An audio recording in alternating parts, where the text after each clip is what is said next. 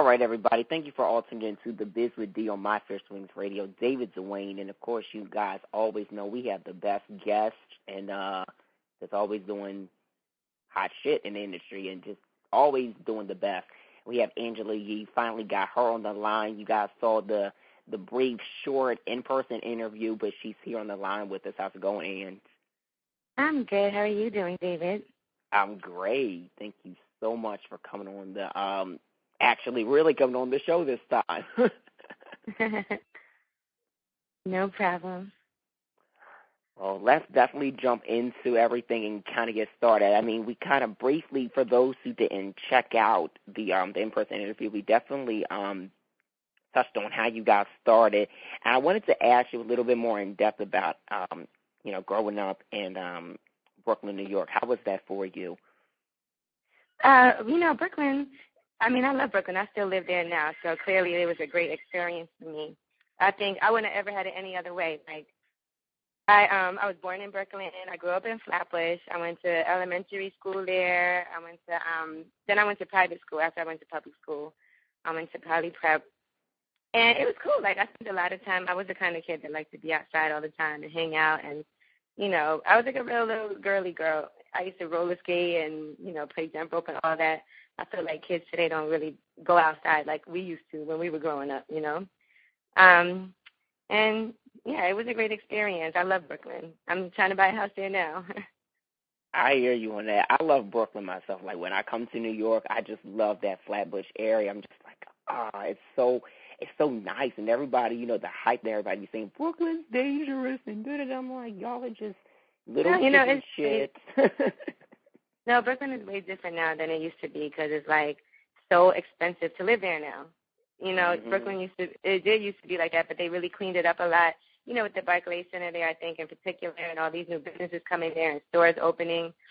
It's great if you own something there because it's worth a lot more, but it's hard for people who don't. And, people are getting pushed further and further out. So. Definitely. And I was just kind of brushing up and doing my research so that we can really do this interview right. And I did notice that you majored in English, correct? Mm-hmm. College? Yes, it is. So were your plans initially, I know I read something about initially you wanted to get into, like, the marketing of it. Did you ever get to that point in your career, or you just took the journalism? Well, actually, I did. I really, my first jobs were always doing marketing. First I worked as an assistant with Wu-Tang, but then after that I did marketing. Everything was like, and I think that's a great experience to have as far as branding yourself and being able to do a lot of stuff that we did because I have that marketing background. I've always been able to find the best ways to really get myself out there as a brand. So it helped us a lot. Even, with me, Emmy, and Charlamagne, I'm always trying to think of ways for us to, do partnerships and I put together events all the time for us and everything. So I think that came in, pretty handy. But when I was younger, I always really wanted to be a writer. Like, I always knew I was going to major in English. And when I was in kindergarten, I was already, like, doing a lot of reading. And I used to go to the library and read all day. And I used to write a lot, too. So. That's what's up. Now, Angie, I know you probably get this question a lot, but what really just kind of drew you into the hip-hop industry? Because, there's so many reasons that people, have their love for hip-hop, but what made you want to get into such a tedious and crazy industry as a woman? I think it's growing up in Brooklyn. Like, I met so many people when I was younger, and that was the kind of music that we really listened to. So it was the culture that I grew up in. Everybody listened to hip-hop. It was, I feel like also when I grew up, that wasn't all I listened to because I think it was just very well-rounded. Like, I listened to everything, rock music. I used to love to listen to oldies that my parents used to listen to. And I used to, enjoy playing records. That was something else I always wanted to do when I was younger, was be a DJ. So I think that growing up where I grew up and around the people that I grew up with, it was just part of who I was. Definitely. Hip-hop is definitely within that culture of Brooklyn, so I definitely understand what you mean with that. Yeah, we got the best rappers. That's true. I don't know nobody else better than Brooklyn. Well, New York in general, the rappers is just dope. And the West Coast, they have their rappers, but I think there's like a it's a different flavor. Right, it is. You got everybody should be proud of where they're from. That's definitely true. Unlike me. Well, I'm proud of being from Delaware, but ain't nothing popping over here. So, you know. Y'all are popping. A lot of people get their businesses. They try to incorporate their businesses in Delaware. Do they really? Yeah, for tax purposes. Ooh. I'm glad you told me that. See, I didn't know that, and I live in Delaware. That's bad, and you just had to school me on something. It's okay. You know, we live and we learn. Mm-hmm. We live and we learn. So I know that you did some, like, also with your experience with doing the radio. You did satellite radio. Talking about how that experience where you working with Shade 45, because you did phenomenal. I was like, they need to get Ange really like her own show. She need her own reality show after this. So, like, how did you like that experience for yourself? Working in satellite radio? Mhm. I think it was a great first experience for me in radio. It's just really different from doing FM radio because satellite you're just a lot more free to do whatever you want. I could say what I want. And, you know, there's no commercial, so my talk breaks could be as long as I want. You have a little more freedom to play different things and add stuff to the playlist. It's not as strict. But I think to make that transition to FM radio, they were kind of nervous that I wouldn't be able to do it because I was so raw when I was on Shade 45. They're like, is she going to be able to talk without saying this? Is she going to be able to censor herself some more? So, but I think they were both great experiences. If I could do both, you know, I would love to. But if you want to make more money, though, you're better off doing FM radio because satellite radio didn't pay that well. I mean, is it like not? We're not going to get into numbers. Well, not exactly. How much? I mean, it wasn't awful. It wasn't awful. Okay, but was it like a big difference, or was it like a? But you're not gonna, unless you're Howard Stern or something, you're not gonna get rich doing satellite radio. You know, it's a lot that comes with it because satellite radio is so spread out, and you got to think of the audience that it has. It's a lot of truck drivers that have it. It's very spread out. When you do radio in your hometown, you get a lot more opportunities as far as like hosting events and you know, just being out and about. So that comes along with it. So we make a lot more money doing that we didn't make in satellite radio. Like for me, working in satellite radio, it's an older audience because you have to have a subscription, which means you have to pay for it, you know, and it helped me get my name out as far as like nationwide and all of that. But it's just not as much opportunity for hosting events and doing events as when you're somewhere and I'm in New York, I'm on the radio in New York, New Jersey, and they can have me doing stuff like every night. That's true. Yeah, I definitely understand that, too. I mean, even having both that experience, like right now, even to say that, I mean, you're known like worldwide, especially with, you know, the Breakfast Club, because you guys' interviews are constantly listened to, and the views, I just be like, damn, I need to get a little ratchet like Charlamagne to get my views up on YouTube. And y'all really be doing it, like, as far as, like, the creative process is concerned. Do you guys, like, really, like, think a lot of the concepts and I know you got to think, like, the hoe of the day, because that is, like, so funny. Like, do you guys really... A hoe appreciation? Yeah. Mm-hmm. Do you guys, like, think it all through, or is it like, okay, this is my idea, and we're just going to kind of mesh? Well, no, you know what? Things just come up organically. That's the best way. I think with the whole appreciation, we were talking one day, and we were talking about Kim Kardashian, and this is something that's very true. You know, I said that hoes be winning, and it's true because guys love hoes. And, you know, but just not even just guys, but just as far as financially, like, you look at certain people like Snooki on Jersey Shore. The reason she got as famous as she did was because she was the loosest one on the show. The reason Kim Kardashian was famous, we all know why. And, you know, just a lot of these girls that, and I don't even mean it necessarily in a negative way, but, you know, the first insult that people will give you as a woman, the first thing they automatically is going to say is that you're a hoe. Whether or not you are, it's just, you know, people say that just because, oh, that girl, she's a hoe. She's a hoe. And I don't ever refer to people like that, but I kind of feel like when we did that, it takes more power away from the word. Like, okay, you want to say she's a hoe, well, she's winning, so, you know, maybe you should. It's just a joke, though. It is. It did start off with Kim Kardashian. It really did. And she knows, and I don't mean to throw shade at her, but she knows she is. Like, I mean, come on, seriously. You went from four guys in the entertainment industry. Like, come on. But men are hoes too. So. Yup. Ray J. Just saying. Sorry. So true. So true. Now. Men are bigger hoes. How? I said men are bigger hoes than women. Yeah, and you know what? That's the big problem that is not really spoken on nowadays. It's always the women this, the women that. Nowadays, for certain things, it is the women, but certain things it's the men. And I just wish that some people would realize that. But to each his own. So now you were on Gossip Game, and we definitely did talk about this briefly. Why you decided to do Gossip Game, but why Gossip Game? Just for those who don't know why you decided to do the show. Well, I felt like it was going to be a good opportunity to show what I do. It was supposed to be more based on our professions. So I thought, hey, this could be inspirational for some people to see everything that goes into doing a morning show and, all the stuff surrounding it. So I thought it was going to be a good idea because it wasn't really about relationships. It was supposed to be focused more on work and how the girls interact with each other and, just what goes on behind the scenes. So that's how it was kind of pitched. It didn't really end up being like that, of course. Right. But that's how it was pitched to me. And I thought it would be a good idea. Like, I really do want people to see what it takes to do what I do. I think a lot of times people think it's really easy just to do, like, all we do is get up and go on the radio and talk. It's not that easy.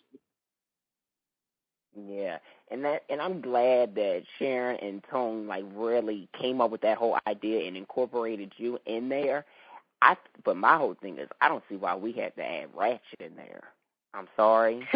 I'm as honest as I'm very open about things. I see the reason for you, Kim, Sharon, and Jazz Fly, but as for, K-Fox, I'm sorry, but as for the others on the come-up, it should have just been either it should have been on the come-up show or it should have been the ones that have already succeeded because we listen to you guys and read your stories every day. We really. Well, I do think it's interesting to see that how difficult it is. They were trying to show people at different levels of what they do, and blogging is definitely a really important part of this whole entire culture now, period. Just every culture, fashion, entertainment. Blogging is so important. Politics, with everything. It's the most immediate thing, but it's just different levels. Like, anybody could say they're a blogger, but there's some people that are great at it and some people that suck at it. So they were trying to really, I think, highlight some people that were seriously trying to make this a profession. And, there's a lot of people out there that might aspire to do that. So I think it's cool to show people at different levels and hopefully see them achieve more. I agree. So I get it, Yeah, I definitely get it too, but I'm just like, damn, we got Miss Drama who is, look, I will call her at her office and tell her she's ratchet. I think she don't think she is. Huh? I said she don't think she is. And that's her problem. That's her whole problem right there. And I understand why she was put on the show. I get it, but I feel like less is more. Like the whole Charmin commercial, Charmin Ultra's less is more, just like that. I'm just like, good. I also think sometimes certain people are very trained, like media-wise. Like, there's certain things that I'm not going to do. I'm not going to embarrass myself. Right. And some people might be down to do that because they feel like they have less to lose. So that's part of the reason why something like that works. Right. And with doing that show, do you feel like, how much more would you say that platform has, given you more notoriety, I should say? I think it definitely makes people, when they see me out and about, know me more visually. So I think anything that you do that's on television is just such a different thing than radio, because radio, obviously, people see our videos all the time on YouTube and all of that, but it's different to be on VH1. So, I think it helps. And I don't feel like I embarrass myself, so that's good. No, you do not embarrass yourself at all. And I was just saying to Kenny before we got started that women with class is the way to go. Like, I don't understand why people have to be, like, ratchet, why everybody has to be promiscuous, why everybody wants to be part of the twerk team. Like, because all of that sells, and to be honest, that's what people are interested in seeing. True. Truthfully. Mm-hmm. And with that, like, when do you feel like is the perfect age? What do you think the ideal age for all of that to be, like, out of the membrane and want to be very settled and very committed, personally? What do I think is what? What do you think is, like, the ideal age for that stuff to be out of, like, somebody's mind and they're really serious about, relationships? I mean, it's all relative to what it is and where you are in your life. And people will be like that forever. It's true, because I know some grown people, and I just feel like, why? Really? You got like 8 kids, and you still going at it? Okay. Right. Okay. I didn't do your thing. So now, do you think that you would want to do your own show? I mean, you like on television. I mean, you've had your own radio shows, and you do the Breakfast Club now. But I mean, do you think that you would maybe want to pitch like your own show? Because I mean, you need like a nightly show on like BET or something. Well, you know what? I am in the process of doing that right now, so we'll see what happens. But yeah, actually, I'm doing a deal, so I'll let you know more when it works out. Yeah, definitely. And the one question my listeners definitely had for you is, like, how do you make everything, like, your schedule work? Because, I mean, one minute you're hosting events, 1 minute you're on the radio, 1 minute you're shooting for a show, 1 minute you're doing television correspondent. I mean, like, and then at one point you are doing management, artist management. Like, how do you find time? You know what I always tell people when they ask me, like, I don't know how you get up and do this every day. You just can't really think about it too hard. For me, I just do what I have to do, and I don't spend too much time, because the more you think about it, the more you might not feel like doing it. So I'll be like, let me not even think about it and just get up and go. Right. Yeah, but trust me, if I can, whenever I get an opportunity to sleep, I definitely take it. You and me both. But I be doing it right when the sun comes up, and then get right back up 5 hours later. So I ain't hallucinating on people. Because when you're in the industry, you just gotta focus on the work. Can't focus on the timing, stuff like that. Right. It's about. And I also hate being late to stuff, so I definitely always try to make sure I give myself plenty of time just in case anything goes wrong. Right. Oh, you and me both. I'll be 2 hours in advance. They be like, oh, you're supposed to be here for blah, blah, blah. I'd be like, oh, well, good thing I was here early. Right. It's very important. So, Angie, I thank you so much for this interview, and it was just great finally talking to you on the phone. Problem. Like that. What are some other things? I know you said you're doing, you're working on a show, and then everybody can catch you on the radio, Power 105 in New York, every morning. Yeah, we're really concentrating a lot on our morning show. We got the weekend syndication, so we're in 52 markets right now. So kind of, radio is always going to be my top number one priority over everything else. Anything else I could do in addition to that is fantastic, but that's always just a number one priority. And, I always say you just don't want to get too comfortable doing one thing. So I'm very comfortable doing what I do. That's why I always try to put myself out there to do other things. I said something very similar on Twitter the other day, but I said you never want to get too comfortable in business. Right. I agree. But, it's a balance, because sometimes it's hard to find that time to do stuff that you need to take care of for yourself personally. So, it's just been a balance for me. Definitely. Well, Ange, thank you so much again for this interview. Tell everybody where they can, keep up to date with you as far as your website, because you have a blog as well. Tell them all that good stuff. Oh, yeah, TeamU.tv. And then she can be followed. And then, of course, on. I'm on Twitter, Angela Yee, and Instagram as well. Most definitely. So I'm waiting for my follow back on the IG and the Twitter. Okay, I got you. Because you keep liking them damn pictures. I'm like, if Ange likes one more picture and ignores my hey follow. I got you. All right. Well, thanks so much, and definitely keep in touch.